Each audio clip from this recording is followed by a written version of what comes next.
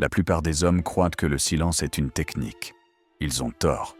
Le silence, en lui-même, n'attire rien. Il n'a aucun pouvoir magique. Ce qui attire, c'est ce que tu deviens pendant ce silence.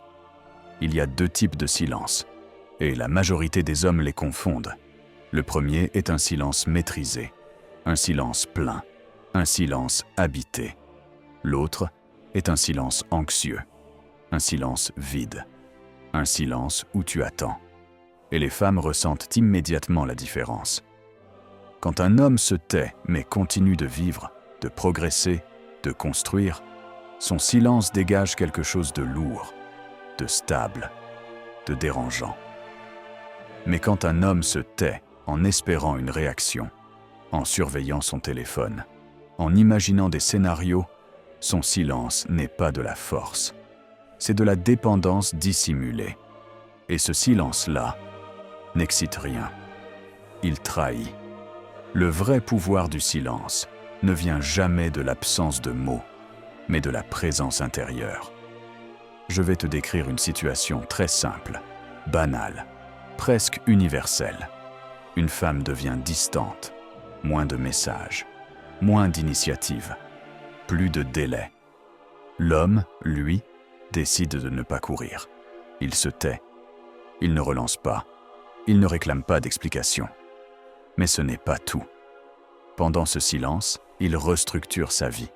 Il reprend le sport. Il se concentre sur son travail. Il revoit ses priorités. Il retrouve un rythme. Et 3 semaines plus tard, elle réapparaît. Un message long, posé, presque émotionnel. Elle explique, elle justifie. Elle propose de se revoir. Pourquoi maintenant? Parce qu'elle s'attendait à une chose précise, qu'il s'effondre, qu'il perde pied, qu'il revienne en position basse. Mais ce qu'elle a perçu, c'est exactement l'inverse. Sa vie ne s'est pas arrêtée sans elle. Elle s'est améliorée. Et à cet instant précis, la dynamique a changé. Ce n'est pas le silence qui l'a attiré. C'est la preuve qu'il n'avait pas besoin d'elle pour se sentir entier. Mais là où la majorité des hommes échouent, ce n'est pas pendant le silence. C'est après, quand elle revient. C'est ce que j'appelle le test du retour. Un test beaucoup plus subtil, beaucoup plus dangereux que le silence lui-même. Parce qu'à ce moment-là, elle n'évalue plus ton absence. Elle évalue ta cohérence. Elle observe une seule chose. Est-ce que ta force était réelle ou simplement temporaire? Et 9 hommes sur 10 commettent exactement la même erreur. Ils répondent le trop vite, avec trop d'enthousiasme, comme si rien ne s'était passé. Ils annulent des plans. Ils changent leur emploi du temps. Ils adaptent leur rythme au sien. Et sans le savoir, ils rendent en quelques heures tout le pouvoir qu'ils avaient reconstruit en plusieurs semaines.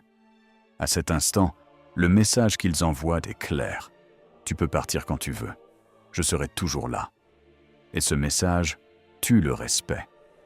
Le véritable pouvoir ne consiste pas à obtenir l'attention.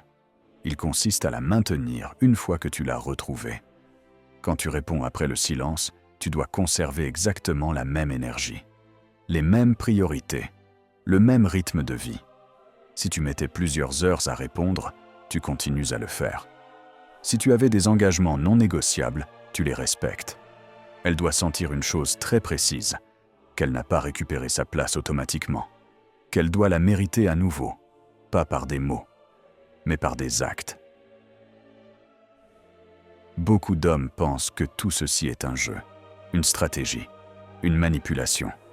Ce n'est pas le cas. Ce n'est pas un jeu. C'est de la cohérence. Tu ne fais que rester aligné avec l'homme que tu es devenu pendant son absence. Je me souviens d'un homme qui a parfaitement compris cela. Après 2 semaines de silence, elle lui a écrit pour s'excuser et lui proposer de se revoir. Il n'a pas répondu immédiatement. Il n'a pas rejeté non plus. Il a simplement dit qu'il devait vérifier son emploi du temps et qu'il reviendrait vers elle.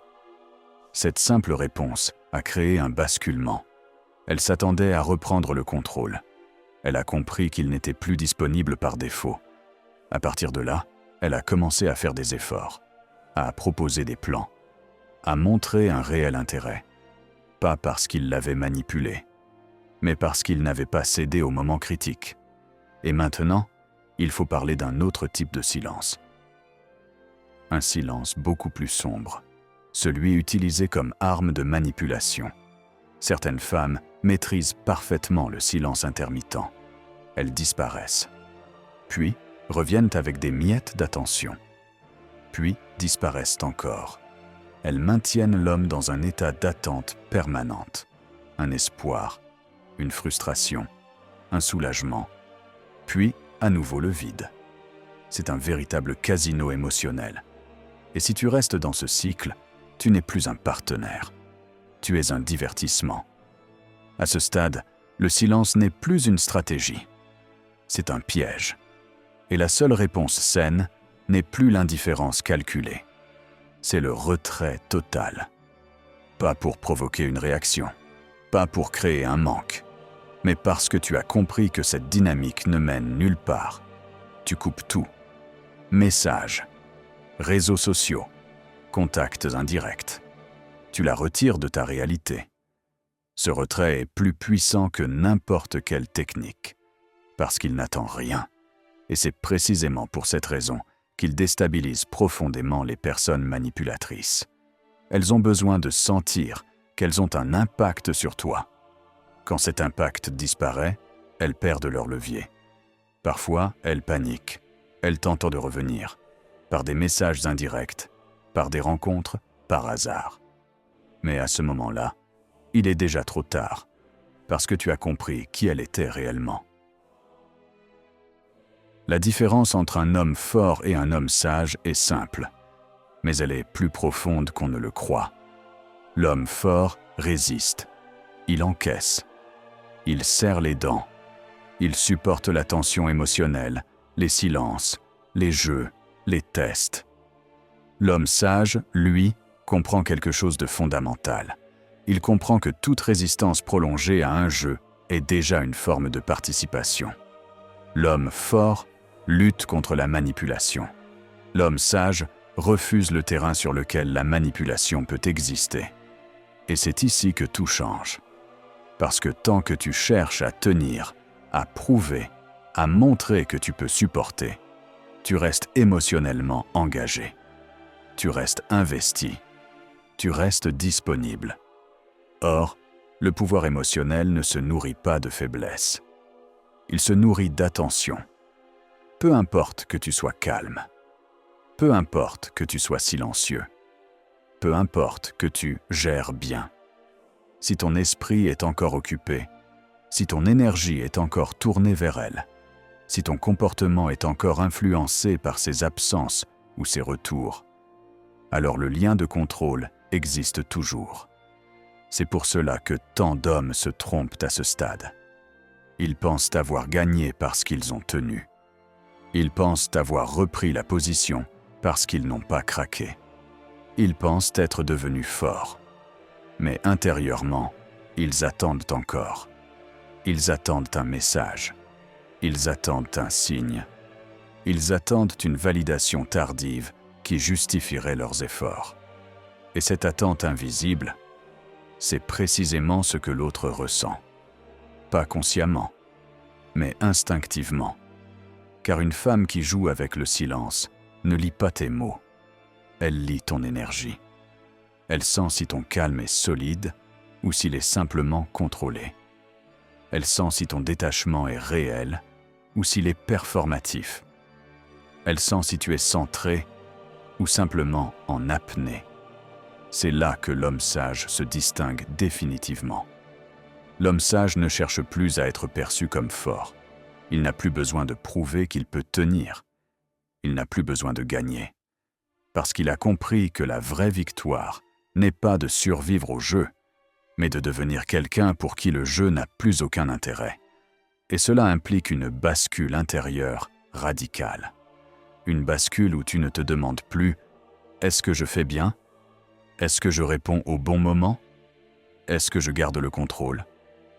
Mais où tu te poses une seule question, beaucoup plus dérangeante: pourquoi est-ce que je tolère une dynamique qui exige autant de stratégie ? À partir de là, ta posture change naturellement. Tu ne te forces plus à être distant. Tu ne calcules plus ton silence.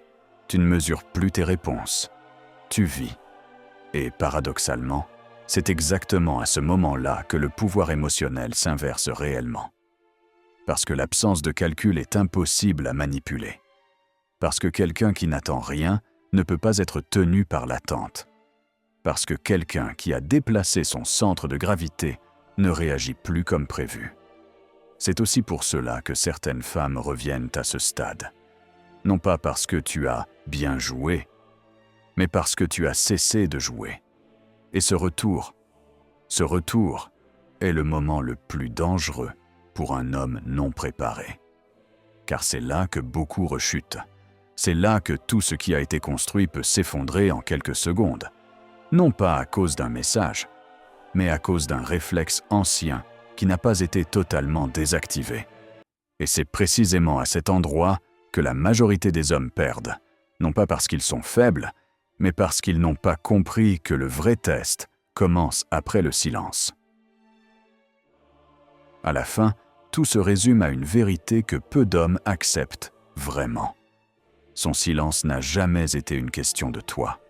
Il a toujours été une question d'elle. Il ne révélait pas ta valeur. Il révélait son rapport au contrôle, à l'attention, au pouvoir émotionnel. Et le moment où tu comprends cela, quelque chose se détache définitivement à l'intérieur. Tu cesses de personnaliser. Tu cesses d'interpréter. Tu cesses de te demander ce que tu aurais pu faire autrement.